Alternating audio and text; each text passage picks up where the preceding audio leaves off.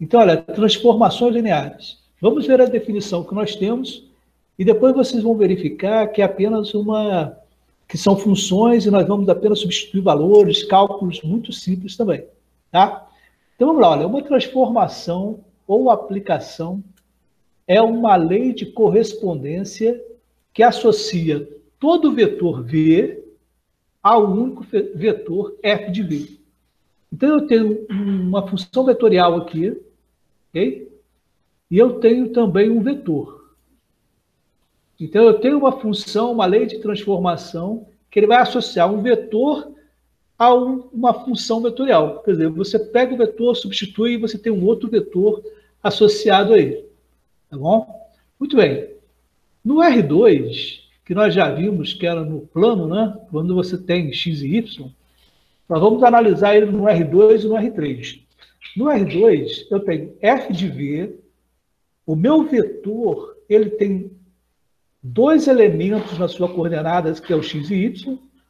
Então, cada elemento do vetor é uma função, ok? Como é função vetorial.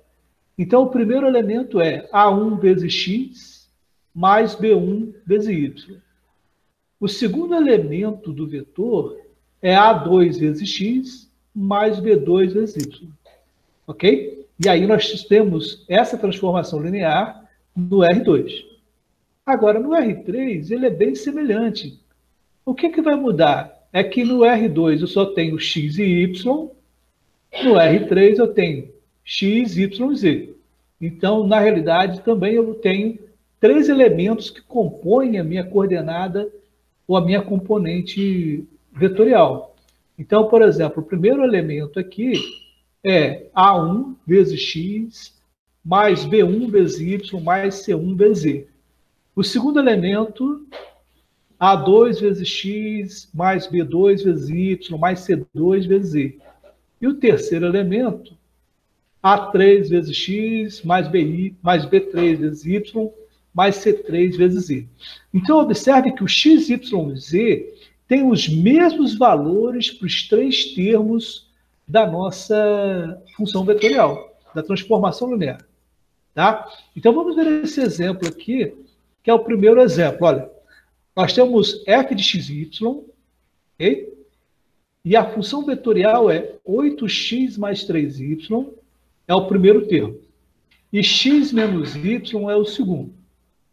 Então, a proposta aqui é que o x é igual a 1 e o y é igual a 2. É o mesmo que se eu tivesse aqui o vetor fosse o vetor 1, 2. Ok? Então, se eu tenho o vetor 1, 2, ele também tem componentes x e y. Deixa eu colocar aqui algo que possa ficar interessante para a gente aqui. Nós vamos colocar assim, ó, o vetor v, componente x e y, nesse primeiro aqui, ok? É igual a 1, 2. Ele tem os elementos 1 e 2 como suas componentes. Então, aqui é f de v. F de v. Ok? Como é f de v, e o meu v tem componentes 1 e 2, então é f de 1 e 2 que nós vamos resolver aqui agora. E aí o seguinte, o que nós temos para fazer? No lugar do x eu vou colocar o 1, ok? E no lugar do y eu vou colocar o 2, que é o valor dele. Muito simples, ok? E aí, 8 vezes 1 mais 3 vezes 2 me dá o primeiro elemento do vetor. X menos y, o segundo elemento. Então, eu vou colocar o x é 1, o y é 2, e aí nós vamos ter como resultado, ó, 8 vezes 1 dá 8. 3 vezes 2 dá 6. 8 mais 6, 14. Ok? É o primeiro elemento. E 1 menos 2 vai dar menos 1. Então, 14 menos 1 é a função vetorial aplicada ao vetor V que tem componentes 1 e 2. Então, nesse número 2 aqui, a função f de xy era igual a x menos 2y. É o primeiro termo, é a expressão que representa o primeiro termo, e 2x é a expressão que representa o segundo termo. Novamente, nós temos valor aqui, 1 para x e 2 para y. Então, vamos substituir aqui. Então, eu tenho 1 menos 2 vezes o y é 2, né? E 2 vezes o x, então 2 vezes 1. Então, 2 vezes 2 é 4. 1 menos 4 vai ser igual a menos 3. E 2 vezes 1, 2. Então, a função vetorial aplicada ao vetor 1, 2, que tem como componentes 1 e 2, resulta em menos 3 e 2. Um outro vetor, menos 3 e 2. Okay? Muito bem. Esse exemplo número 3 aqui já é um exemplo no R3, porque ele tem x, y e z como elementos da sua componente vetorial. O primeiro termo, então, é x mais y mais 2z, é a expressão que representa o primeiro termo. 2x menos y é a expressão que representa o segundo termo.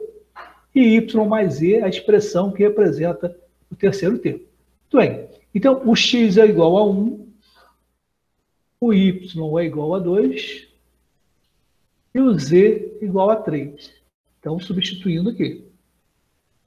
2 vezes x, então 2 vezes 1, menos y, menos 2. Y mais z, 2, que é o y, mais 3, que é o z. Ok? Bem direto. Então, 2 vezes 3 dá 6, né? 1 mais 2, 3. 3 mais 6, 9. 2 vezes 1, 2. Menos 2, 0. E 2 mais 3, 5. Então, a função vetorial aplicada ao vetor que tem como componentes 1, 2, 3 é igual a 9, 0 e 5.